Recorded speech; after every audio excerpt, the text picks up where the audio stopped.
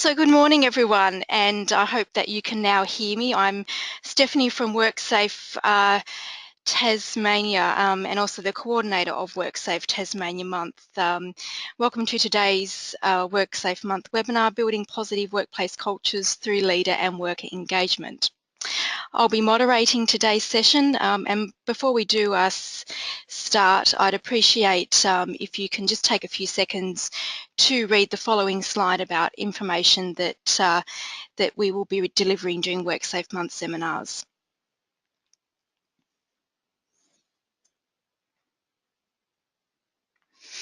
I'd now like to go over a few items so that you know how to participate in today's webinar. So we've taken a screenshot of an example of the attendee interface. You should see something that looks probably very similar like this on your computer screen in the upper right-hand corner. You're likely listening in using your computer's speaker system by default. You can, however, if you'd prefer to join over the phone, just select the telephone option in the audio pane and the dial-in information will be displayed. You'll also have the opportunity to submit text questions to today's presenter by typing the questions into the questions pane of the control panel. You may send in your questions at any time during the presentation. We'll collect those questions and address them during the webinar, but also at the end. We are also recording today's webinar, so we will progressively be making those webinars available after WorkSafe Month on the WorkSafe Tasmania Month website. We will also be seeking your feedback and comments on today's presentation. So before you leave today's webinar, you will receive a survey on the presentation, and we'd appreciate you completing that survey to provide us with your feedback and comments. I'd now like to hand you over to today's presenter, Oliver Fearman from IPM Safety.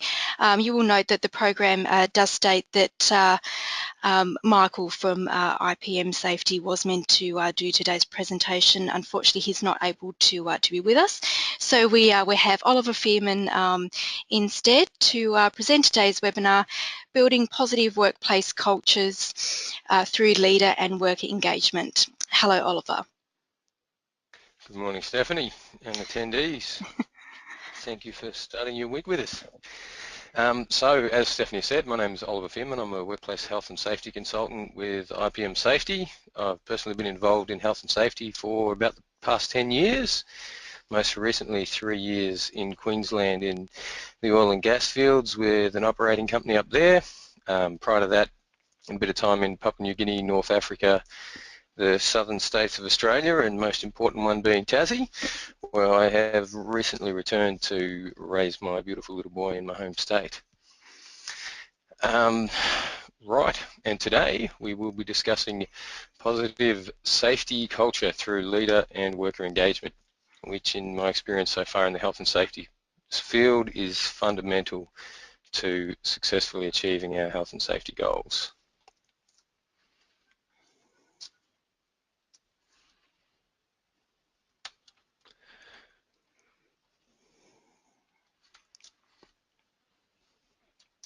So before we get into the 10 tips that I'll be sharing with you today around building safety culture, just a couple of points of clarity. The first one being that we'll be using the term safety culture, which in essence is the academic term for workplace, what we relate to as workplace health and safety culture. And this is the term we use within our program that we run with the team here at IPM Safety, which has been externally validated by Dr. Ben Brooks from the University of Tasmania.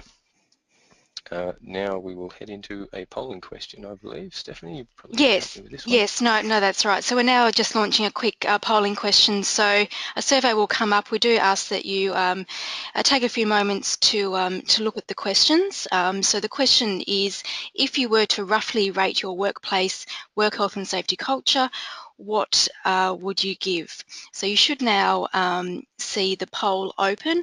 So you've got 5 responses. The first one is unreliable, the second is low reliability, the third is mixed reliability, the fourth is high reliability, and the fifth is ultra reliability. So if you can take a few moments and rate roughly your workplace work health and safety culture. And just by way of guidance for you in relation to that, guys, unreliable is essentially a shut-up culture where speaking up and addressing safety issues is not encouraged or rewarded. Low reliability goes into the space of we're aware of safety and we talk about it, however acting on it is not a strength, and action tends to come after incidents as opposed to prior. Mixed reliability, we're moving into the space of having systems and processes for all of our health and safety, all of the tasks and activities we conduct operationally.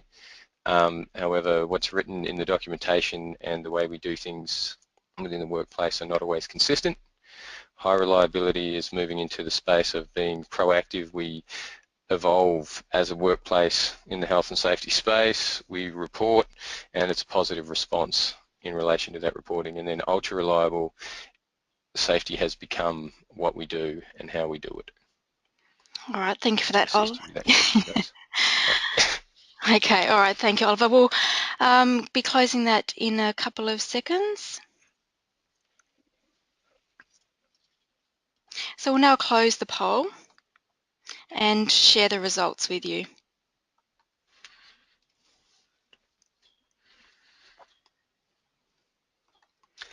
That's impressive.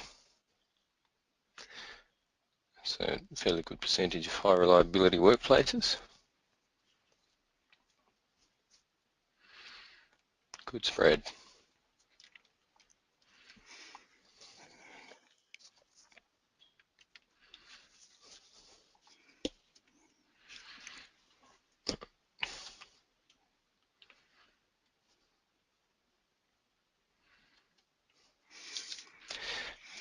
Now to add some context to the poll that we've just run there, in terms of our perspective in relation to this as an organisation. So what we have in here is what's called Hudson's Cultural Maturity Ladder. This is named after Pat Hudson, who was the researcher that developed this concept. He also created the Shell Hearts and Minds program. We've adjusted this slightly to fit with the perspective that we have at IPM Safety around cultural maturity within workplaces. In essence, what you'll see here is a tool, and it'll fill in soon, I promise, which gives you an understanding of where you may be presently in terms of maturity, where you may want to go as an organisation, and an understanding of the effort that it will take to get there in terms of planning that. So, as we saw with the poll in question, and the mouse is not liking me. Bottom of the ladder we have unreliable, pathological, so it's a shut up, put up with it, accidents happen culture. Reporting equals trouble. Obviously not a healthy space in terms of a culture that shares and addresses the issues that we may have. Low reliability, we're moving into safety is important, but they don't do what they're told. Action is after incidents, as we discussed already. 3, mixed reliability is bureaucratic. We have systems in place to manage all hazards and a lot of audits and a lot of paperwork. The effectiveness of this is variable. 4, high reliability. We've moved into the space of being proactive. Safety, leadership and values drive continuous improvement. Reporting results in action. So we're in a workspace where people are comfortable to share because they know that the responses to that sharing are in a positive manner. And then right at the top,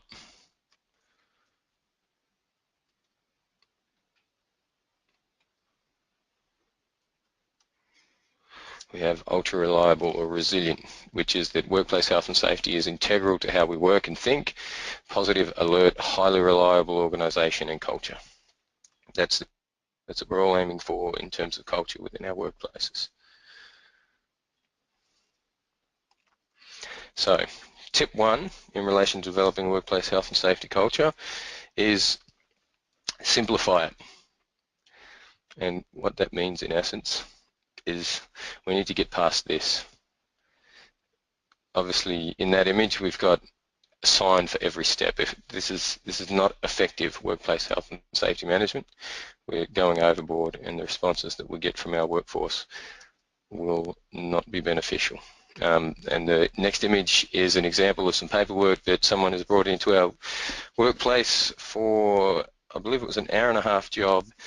That was the paperwork they were required to read and sign prior to commencing the work. This is clearly taking things out of where they need to be in terms of getting action from your team. If our documentation is that intense, I'm speaking from experience, I haven't been in too many workplaces where the majority of the personnel in that workplace will be interested or willing to read that level of documentation and take it on in a serious manner. So we need to move away from that. We need our documentation to reflect our workplace and how we are managing risk. The next one here is an interesting label. Do not hold the wrong end of a chainsaw. Again, if we're relying on something like this to keep our workforce safe, we're not being effective. That's not simple. It's a dead end. So, step two, once we have simple documentation that accurately reflects our practices in our workspace, we need to make it personal. An example of that is some of these posters here from WorkSafe. The reality for all of us in terms of workplace health and safety is that our biggest motivation for working safely is not in our workplace. We all have things that we enjoy doing outside of work, and that's where we need to be focused. Second slide here within this topic is a summary of 3 major studies, significant studies that have been done on the economic costs of incidents in the workplace. While there is some variation with the methodology in the third, essentially all 3 of these quite clearly from a statistical basis identify that the employer has the least cost on them financially in relation to workplace health and safety incidents. So not only is there the immediate costs of being involved in an incident, the financial costs sit very much in the space of the workers and the community. So again, this emphasises that we really must make health and safety personal if we are going to achieve our goals around a health and safety culture.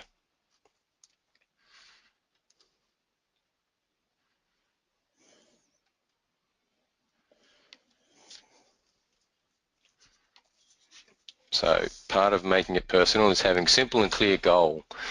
For us at IPM Safety, what we encourage people to look at as a goal is that working safe and well gets us home safe and well.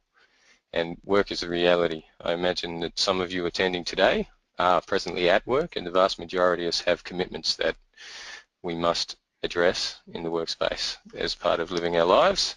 However, they're not the priority in our life for the vast majority of us. There are much bigger things at home. And of course, there's the famous radio station, YFM. What's in it for me? Part of making it personal is to address the question that comes into everyone's mind at times during their workspace and managing risk. Why wear the gear? Why bother about posture? Why go and grab the procedure and check it? If people understand the personal costs and have a clear goal on this, answering that question is much easier. Another aspect of this from a business perspective is knowing your people. What are their reasons to want to go home safe and to work safe? I've worked in some of the cultures I've worked with across the world. There's been some variation in this space. In one in particular, it was actually honourable to die or be injured at work. So that creates a challenge. However, the reality for all of those individuals was that at home they had families who needed to be fed and cared for. So knowing that that was their goal and not speaking so much from the space of you want to get home safe and well and more into the space of you want to look after your family is an example of knowing the people and ensuring that we support them in the goal that will get them home safe and well.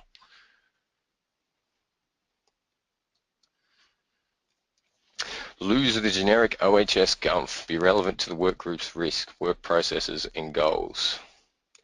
This again speaks to the space to some degree of keeping it simple. We need what we do as organisations to reflect the realities of what our organisation does in a practical sense.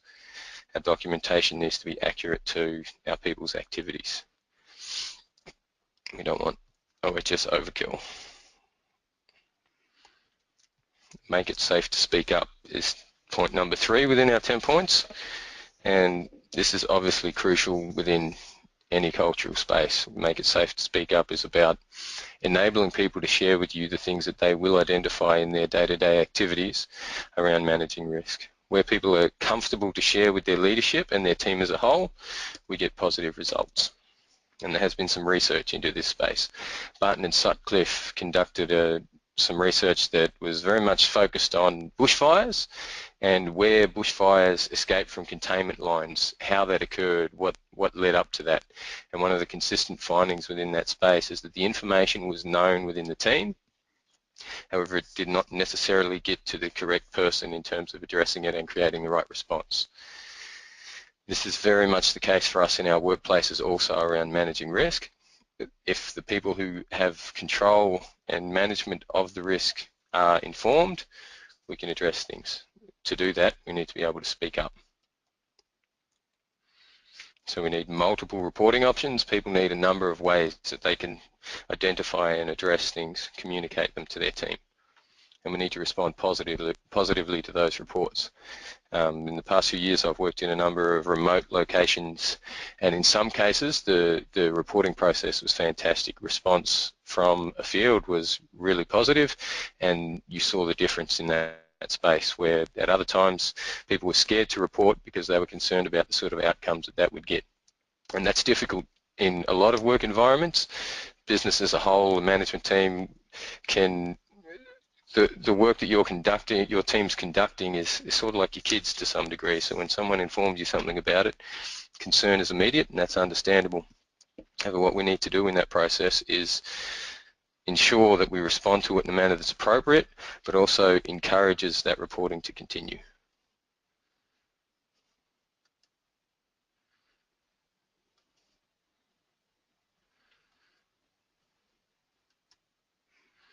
Pat on the back. Again, it's in the space of rewarding people for that speaking up, encourages others to do so as well. And defend the right to speak up. Again, if we support each other in this process and we make it clear that speaking up is not only accepted but encouraged, and any negativity towards that is cleared up as not being effective to getting our team home safe and well, that will have significant impact on building that positive culture. Fourth point, measurement and benchmarking. So in this space around culture, what we have at IPM Safety is a tool with 35 questions for measuring cultural reliability. We call it a cultural reliability survey, surprisingly. This scores you out of 100 relating to the responses for those questions. And here we have an example question and the sort of response that we would anticipate getting from an organisation that's culture is strong or moving into the proactive space.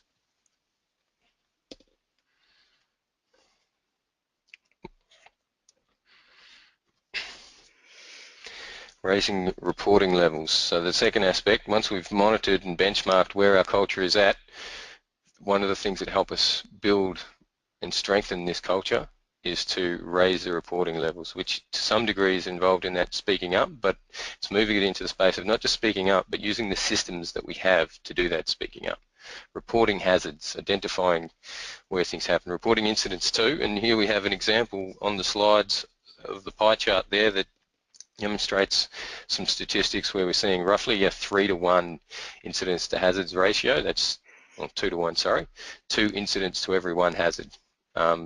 What we see as a healthy space in regards to this sort of reporting is around 5-to-1. So we're looking at 5 hazards being reported to every 1 incident. The reality is that hazards, where we can identify them in the workspace, are a gimme. They're an opportunity to identify and address risk not being well managed prior to it becoming an incident. So clearly the example there is there's space to improve. That's not how we want our statistics looking. And here again is another example from a client of ours of some reporting and identifying where we're at with in regards to the incident rate within the workplace. And another value that we see in the reporting process is that where we are reporting clearly and consistently, we can identify when we're having failures or when our system is requiring immediate attention. As you can see there was an initial peak which has been addressed. Things have started to move down into a safer area, and then at the April-May area we've headed up again, which is clearly not the direction that we want to see it moving, but it helps us identify it and manage it. The fact that we're getting these reported means that we can have action to address the issues. Step 6 is closing the loop. Fantastic. We've got people reporting, we've got them speaking up, they're moving into the space of building a culture that will manage risk well. However, if it isn't positively received, fully heard, thought about, and effective action taking, then we're not closing the loop. We need to get into that space of ensuring that what is identified is addressed. And that's a nice diagram to help explain that process to some degree. So, in closing the loop, we need to stop it if it's unsafe. We need to empower the stop the work aspect of our team's management of risk in the workplace. Where it's unsafe, we need to step up and say, hey, this is unsafe and it stops today. And then we address it.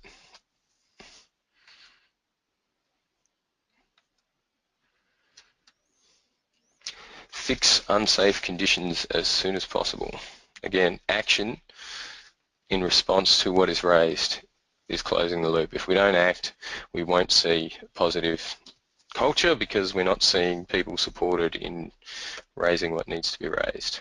And here we have an example of the need to close the loop. This is the loop, sorry. This is young Bradley Alford, who was 21 years old. He'd had his truck driver's license for a couple of weeks. He's out with his team on the rig and they're relocating to a new lease. They arrive at the lease, there's a very steep hill, and they look at it and go, oh, Bradley, have a go at this, mate, see how you go. And unfortunately, the truck was old, the brakes were faulty, there was no seatbelt, it lost control and rolled over, and young Bradley died. Now, while the company was convicted of a reckless act, there's a number of examples in this space, the loop not getting closed, which may have led to that in terms of the poor maintenance of the equipment, the limited experience of the individual and giving them the instruction to conduct that task. But the reality of not closing that loop is not the conviction, it's the changed dynamic of that family, which is a permanent thing, and the lost opportunities of this young man. So that's an example of the importance of ensuring we do close that loop. Visible leadership, and this is vital to an effective cultural change within your workplace or maintaining that culture within your workplace. The more we have leaders attending and participating in the workplace, the more people believe that safety is a part and an important priority of your business as an operation. One of the things we do within our safety culture program is conduct what we call site interactions, where we go out with the leaders and look at what your team is doing operationally, give them some feedback. Doesn't necessarily have to all be negative. That, in fact, that would be concerning. The reality is we can see those positive things and give people a pat on the back at the day where it's happening, that it helps them see the value in doing that from the business as well as personally. To do that, leaders must lead, i.e. walk the talk. Get out daily or at least weekly. Avoid assuming, as it leads to in the dot point there. There's a lot of danger in assumption. Seeing things visually gives us confirmation of where we're really at in terms of managing risk in our workplace. Gather and engage, ask, listen, learn, and improve. There is so much benefit in getting the opinions and values of the people that you have your workplace shared with, the others that will help you build this culture. So encouraging them to engage actively with you as a leader is a really important aspect of building a strong culture within your workplace.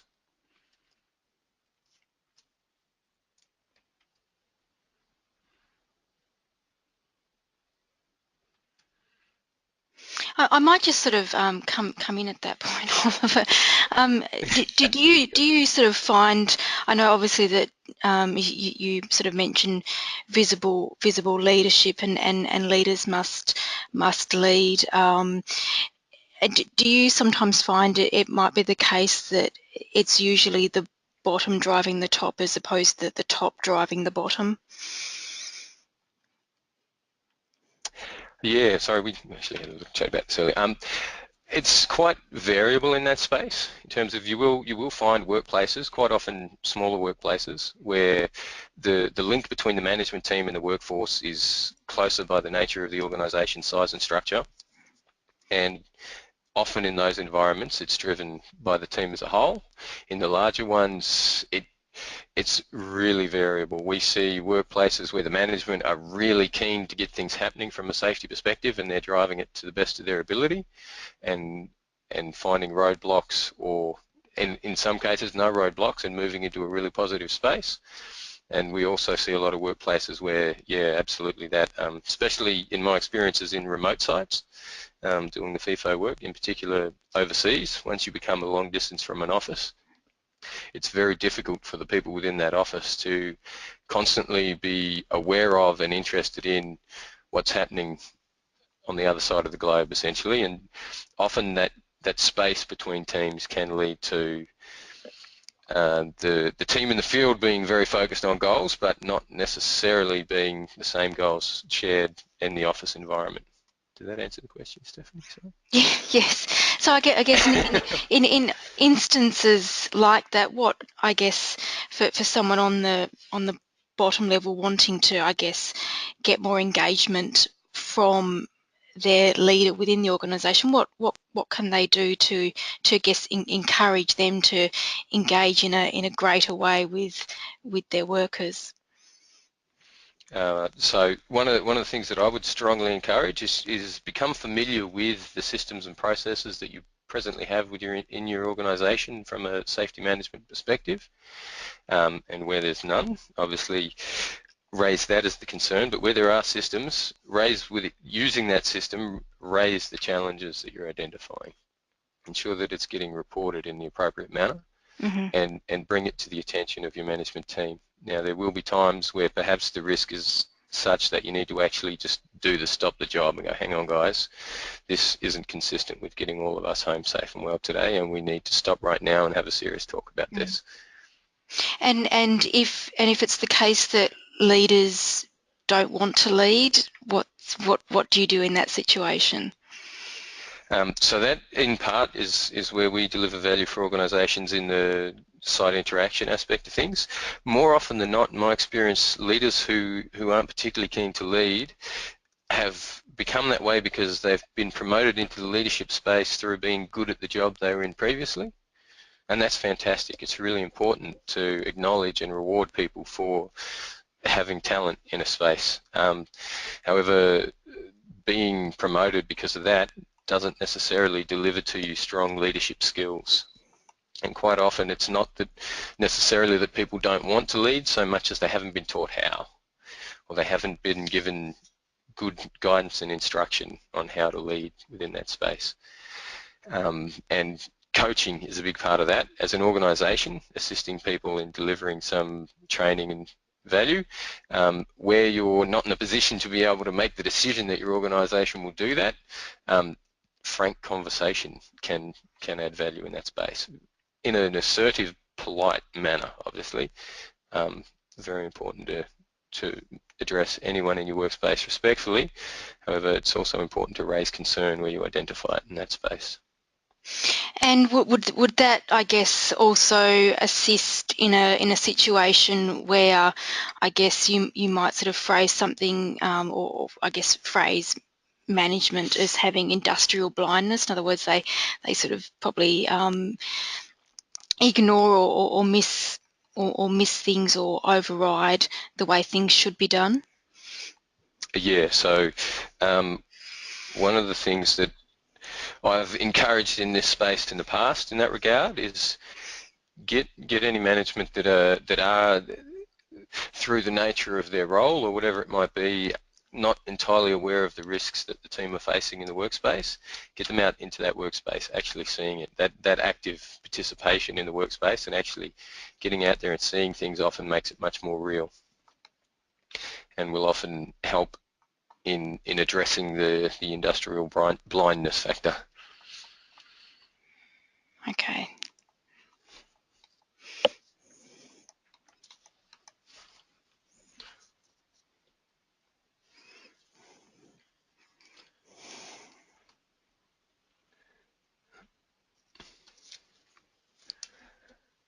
There we go. Fair and firm feedback and consequences. So another aspect of all of this is, as an organisation, we need to be consistent with what our standards are, what we accept, don't accept, and how we respond to those. And that needs to be delivered in a fair and firm manner, consistently across the organisation. And that's often one of the challenges in the cultural space, but really needs to be valued and addressed. And would, I guess, obviously it works both ways. So if Absolutely. management is firm on wanting to, I guess, make change in the safety space, and the workers don't want to cooperate, then obviously there needs to be changes within engagement there. Yeah, absolutely. Generally speaking, the only time we see situations like that is where we've had poor engagement, poor consultation within the process. It's not often you'll find a workplace where people don't want to look after themselves. However, it is quite often that you'll find people respond negatively to change within the workplace. Change can be quite scary, and often where we bring change in without involving people in it and giving them some form of ownership in that change process, they will be uncomfortable. And part of addressing that is definitely, as you said, Stephanie, it's about ensuring that we communicate and engage appropriately in that space. And that's necessary too. If we're going to effectively manage risk, the people who are actually out there facing that risk, they have the greatest amount of value to add in terms of how we effectively manage that risk.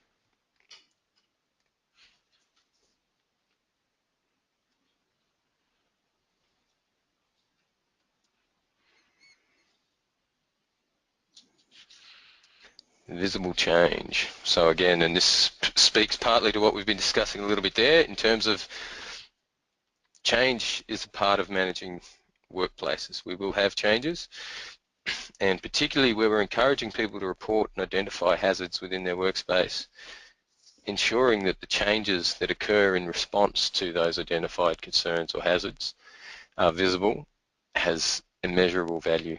People see that what they have trusted you with in terms of information, they've been willing to share and try and address in the workspace. If they can see action in response to that, the involvement you will get from them as a whole in relation to building your team into a safe one is far more substantial than any situation where the change may occur but it's not communicated.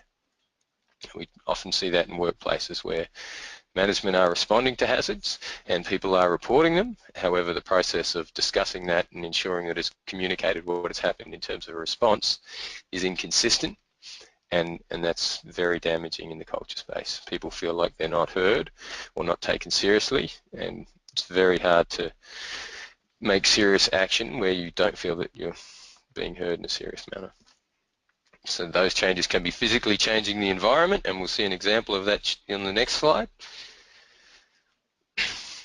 Point out, communicate improvements, and thank workers who raise the issue or participate in solving it.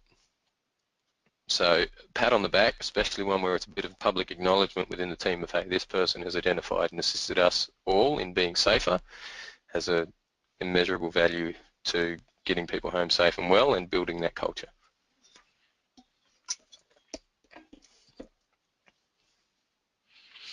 And here's an example of visible change. So this is from one of our clients.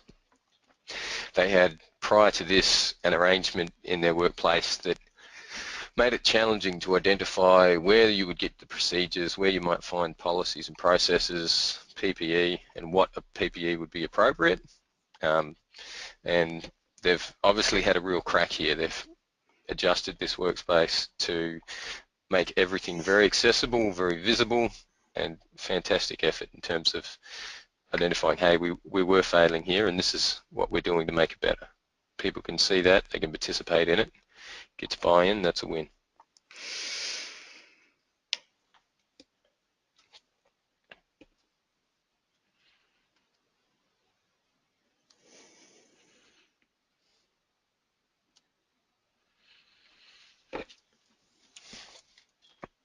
Point 9 within our 10 tips is interrupt the unsafe and the unhealthy, and this is obviously crucial. If we're talking about having a workplace health and safety culture that is proactive and assists people to be safe, first step in that space is being willing to interrupt not only ourselves but each other, and being accepting of interruption. Within our program, we just refer to these moments as red flag moments. Moments where things happen in our head like, I should, I'm supposed to, I know I shouldn't, but it's just a quick job, I'll be right, it's fine. He, she, they shouldn't be. When we're having thoughts like this, what's generally happening in our mind is we're getting to a point where we have the opportunity to either interrupt ourselves or a teammate in a manner that will help us manage risk effectively, or justify something that will be riding our luck. The other things we need to be aware of in the flagging space are being frustrated, being annoyed, rushing, fatigued, complacent, automatic, distracted. I look at that and I think, I've experienced all of those in the car on a number of occasions throughout my life, and it's definitely the situation where we need to stop and go, hang on, why? Why am I feeling this? Is there value in the disturbance within my thoughts right now? Need to stop, think about what we're about to do, how we're going to manage that risk moving forwards, make choices in relation to that, and then act. And we want to be comfortable that everyone in our workspace is doing that. Where we get to that resilient workspace, we can put our hands on our heart and we can say, when I'm not team members, I know, even when no one is around, that they will stop, think, choose in a manner that's consistent with getting themselves home safe and well, and then act appropriately. And the final point within these 10 is to manage risk well now. And that's in terms of some visual examples. Photos will come up momentarily, I'm hoping.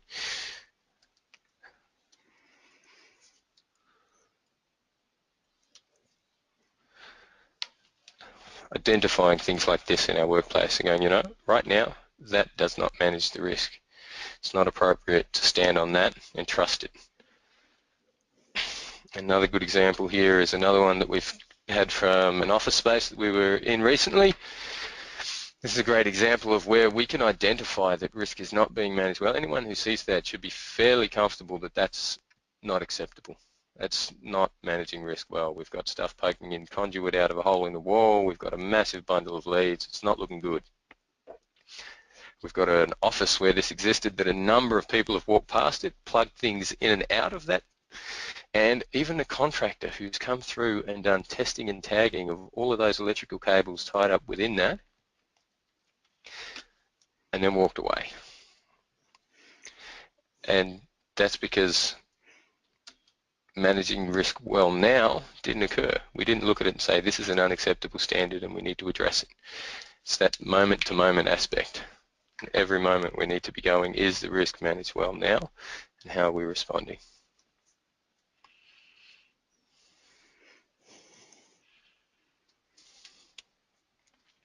Build a positive culture. So this is the summary, of our 10 tips. Simplify health and safety. Point number 1, we need it simple. The reality is that our workplace health and safety management systems, processes, they're for everyone in our workplace. They need to be in a language and format that is for everyone within our workplace.